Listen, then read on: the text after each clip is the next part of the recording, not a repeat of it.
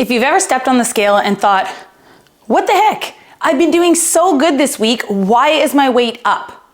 Then this video is for you. Especially if you're a woman between 35 and 60 with a history of going on and off crash diets or fad diets for years. I wanna help you understand what's really going on with your body and the scale during a fat loss phase, and why it doesn't always reflect your hard work. In this video, I'm gonna go over why your weight fluctuates daily, what factors actually affect that body weight we see on the scale. Spoiler, it's not always body fat. What happens to your weight after a workout, how to track real progress beyond just a number on the scale, and then make sure you watch all the way to the end because I'm gonna give you my best advice of how often you should be weighing yourself if your goal is weight loss or fat loss based on your personal goals as well as your mindset along your journey. So let's not waste any more time. I wanna get right into it. But of course, if you're new to my channel, make sure you hit that subscribe button and hit the bell so you get a notification whenever I release a new video, just like this one. Let's start with talking about scale fluctuations. Why does your weight fluctuate so much from day to day and even hour to hour? I first wanna start by saying fat loss and weight loss are not the same thing. Your body weight can go up and down even when you're losing body fat consistently. Why? Because that scale is measuring everything, not just body fat. Whenever you step on a scale, it is showing you your body fat, the water in your body, the food in your digestive system, your muscle, glycogen, meaning the stored carbs in your muscles, inflammation, hormonal shifts, bones, and so much more. So if your weight is up a pound or two overnight, even when you feel like you've been on point with your workouts, your nutrition,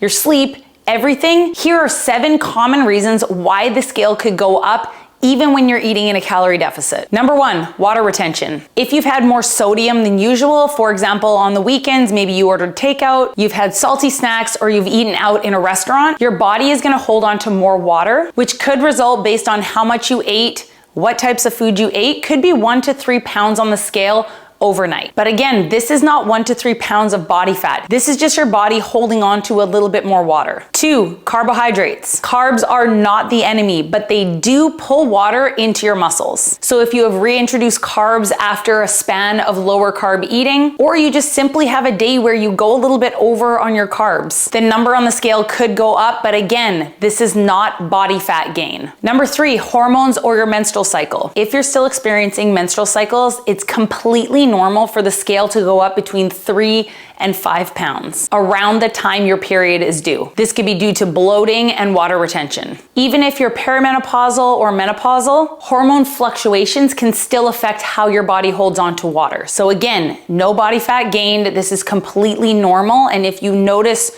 trends, it will probably happen to you every single month, and then the scale will go back down again. Number 4, stress and cortisol. High stress levels can increase your cortisol, which in turn is gonna tell your body to retain more water. This could mean emotional stress or even physical stress, like poor sleep or overtraining. Number 5, constipation and bowel movements. Yep, if you haven't gone to the bathroom yet today, that alone could be a pound or 2 on the scale. Number 6, strength training. This is a big one, and I feel it's often misunderstood and forgotten about. If you worked out yesterday, especially if you strength trained, you probably have some inflammation and or some micro tearing in your muscles. And this is completely normal. This is what we want. When you are strength training, doing a bicep curl, for example, you are causing tiny little tears in your muscles, and then your muscles are healing, and that is how our muscles grow. So this is completely normal to have inflammation or little tears in your muscles. But this could also cause a temporary increase in water retention. Again, this is a good thing. That means our body is repairing and building our muscles, but could reflect a small bump on the scale the morning or the day after a strength training workout. So if you're following your workout plan and you're hitting your calories and your macros, you're getting steps and you're lifting weights, but the scale goes up after leg day, don't worry, you are doing it right. Just keep going. And last but not least, number 7 is eating later in the day or late night meals. If you had a day where you maybe ate later than you normally do, or you had a heavier dinner a little bit later than you normally do, the food may still be in your system when you step on the scale in the morning. Again, not body fat, the food is just still digesting in your system. So all that to say, the scale is just one tool to track your progress. It is not gonna show you if you are losing inches, if you are building lean muscle, if your clothes are fitting better, if your energy and your strength are improving, if your sleep is improving, or if you are reducing body fat while your weight stays the same, also known as a body recomposition, where you're increasing lean muscle and dropping body fat, but that might not reflect on the scale because in this process, the scale might stay the same, yet your body is starting to change and look completely different. So a much better way to track your progress is take your scale weight, and that's totally fine. That is one data point. You should be taking progress pictures every 4 to 6 weeks in the same outfit, in the same poses, so you can really see if your body is changing. Tracking how your clothes fit. Maybe you have that favorite pair of jeans or that favorite pair of shorts. Keep trying them on. Keep trying them on, maybe once a week or once every 2 weeks. That is what's truly gonna tell you if your body is changing versus that number on the scale. Take your body measurements every 4 to 6 weeks. So that could be your waist, your hips, your thighs, and of course, track your body weight on the scale. That is just one data point. So what you really wanna do is track your body weight trend over time, over the course of a week, over the course of a month. So you can really see some trends in the ups and the downs and start to understand what is happening when you step on that scale, kind of based on all the things I just said. I just wanna take a minute to thank today's video sponsor, Element, one of my go-tos for replenishing my electrolytes after sweaty workouts. Electrolytes are so important for so many functions in the body, including hormonal regulation, nutrient absorption, and fluid balance. Sometimes water just isn't enough, and Element has the perfect balance of 1,000 milligrams of sodium, 200 milligrams of potassium, and 60 milligrams of magnesium. And better yet, 0 artificial sweeteners, no sugar, so no junk. Element can help prevent and eliminate headaches, muscle cramps, fatigue, sleeplessness, and other common symptoms of electrolyte deficiency. Right now, you can get a free 8-count sample pack of Element's most popular drink mix flavors with any purchase. Get yours at drinkelement.com/Michelle. This deal is only available through my link. You must go to drinklmnt.com/Michelle. Next, I want to talk about mindset shifts around the scale for long-term sustainable results and success in your weight loss or fat loss journey. I have worked with hundreds of women from all different walks of life, all different countries in the world. And one common denominator I have found is that a lot of women use that number to judge where they're at in life. A lot of times when I ask women, okay, you're here, what is your goal weight? They will often give me a weight that they were when they were 20 or 30, before they had kids, before they started entering perimenopause and menopause, before they started strength training and had any real muscle mass. And I often ask, why did you choose that number and what does it mean to you? Because who am I to tell people what their goals can be? I just like to know the reasoning behind it so I can help them with their mindset around that number on the scale. And one thing I like to say, and I say probably to all of my online coaching clients, feel like, cool, that's our goal weight. But what if I got you to a point where you were maybe 8 to 10 pounds heavier than that goal weight, but you looked so much better than you did when you were at that other weight because you will have lean muscle mass. This will be much more sustainable. You will feel good. You will feel strong. You will be eating more food. You will have a healthier relationship with food and your body, and you will never have to worry about gaining the weight back because you've done it in a sustainable way.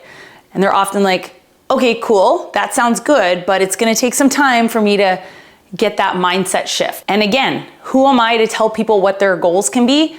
My goal with every woman I work with is just to not care as much about that number on the scale and understand what is happening, understand the science behind that scale. When I get on that number, why did it jump up a pound? Let's look at our weekend. Let's look at the strength training session I did yesterday. Let's figure it out versus being like, well, I better not eat today because I screwed up and the scale is up 1 pound. I would rather educate people, hence why I wanted to create this video, is that number is not the only thing that defines you. And one thing I think people don't really think about is they think they will be the happiest and everything in life will be great once they reach that goal weight. Let's throw it out at 130 pounds. And oftentimes, when you have a goal weight that is so drastic, you have destroyed your mental health, you have destroyed your body image, you have destroyed so many things to get there. And then you live in fear that 130, because these scale fluctuations are still gonna happen when you get to that 130 pounds. If you haven't taken the time to understand these scale fluctuations and understand why the scale's going up and down. If you jump up to 132, you're gonna live in fear that now it's gonna go to 135, and you're gonna do drastic things to get back down to that 130. So that's the point that I really wanna get forward in this video is it's okay to have a goal weight. It's okay to chase a number on the scale as long as you have an understanding of what that number means and an understanding that body composition means more, especially for women, us as we are aging. I'm 42 years old. Perimenopause is knocking on my door. We are losing muscle mass at a faster rate. Our metabolism is naturally slowing down if we don't do the things we need to do to maintain muscle mass, eat our protein, strength train, keep our stress levels low, all the things. It's gonna be an uphill battle. So that's why I really, really, really want everybody who watches this video to be like, okay, I'm gonna have my goal weight, but I'm also going to track my progress pictures. I'm gonna take my measurements. I'm gonna track how many push-ups I can do. I'm gonna track how much I can squat, how much I can deadlift, how long I can walk for, all of these other things, how my sleep is, how my energy is throughout the day, how I'm feeling when I'm eating to fuel my body versus starve my body to get to a certain number on the scale. And then last but not least, as promised, I wanna answer the question of how often should I be weighing myself? Here's the thing, and what I tell every single client I work with when they ask me this question. I say, how will you feel if you were 130 yesterday and you get on the scale the next day and it says 131? Is that going to destroy your mindset for the day? Is that gonna make you wanna go eat a donut and say forget it and skip your workout? Or are you gonna be able to be like, totally fine, Michelle says this is normal, it's a scale fluctuation, just keep going? If you are of the person who you feel your worth is determined each morning when you step on that scale, my best advice is throw the scale out the window. Start tracking your progress in other ways and just keep showing up for yourself. At least initially when you're just starting your journey. Did I show up for myself today? Did I push hard in my strength training workout? Am I getting stronger? Am I being consistent? Am I staying in my calorie deficit? Am I tracking my macros? Am I eating enough protein? Versus getting on the scale every morning and letting that determine your worth. At least to get the ball rolling. After that, maybe you can start to introduce the scale into your journey and into your data tracking. If you are that person who understands, okay, Michelle said the scale is gonna fluctuate, I get it, I can get on there and it's not gonna affect my day, then best case scenario, you are getting on the scale every single morning at the same time and tracking that data and moving on with your life. And then you can look at a trend over the course of a week, over the course of 2 weeks. It's gonna go up, it's gonna go down, but as long as there's a downward trend, then you are winning and you are doing everything properly and you can keep going. But what this is gonna do is gonna help you understand these scale fluctuations versus getting on the scale once a week. I find a lot of people weigh themselves on a Monday morning and I don't understand because for me, I feel like people, if they're gonna fall off track, they're more likely to fall off track on a Saturday or on a Sunday. Are they gonna eat more sodium foods? Possibly. Maybe they're going out for dinner or having a few drinks and doing these things on a weekend, and then they get on the scale on a Monday morning and they say, oh, my weight's up again. My personal opinion is maybe get on the scale on a Friday morning when you're more likely to be on point Monday to Friday if you only wanna weigh yourself once a week. But I think if you're gonna weigh yourself once a week, you might as well do it every day and start to build that healthy relationship with the scale. So there you go, guys. I could literally ramble forever about this topic because I truly believe in empowering women to feel strong and confident in their own bodies and not care as much about what that number means and not let that number define you. So if this video was helpful, let me know in the comments below. Leave any questions. I'm always happy to help. If you need help with your mindset shift or strength training or your nutrition to reach your fat loss or body recomposition goals, you can learn more about working with me one-on-one in my online fitness and nutrition coaching program. I will link more information to that program in the video description below. And as always, give this video a like if you enjoyed it, and I will see you in the next one.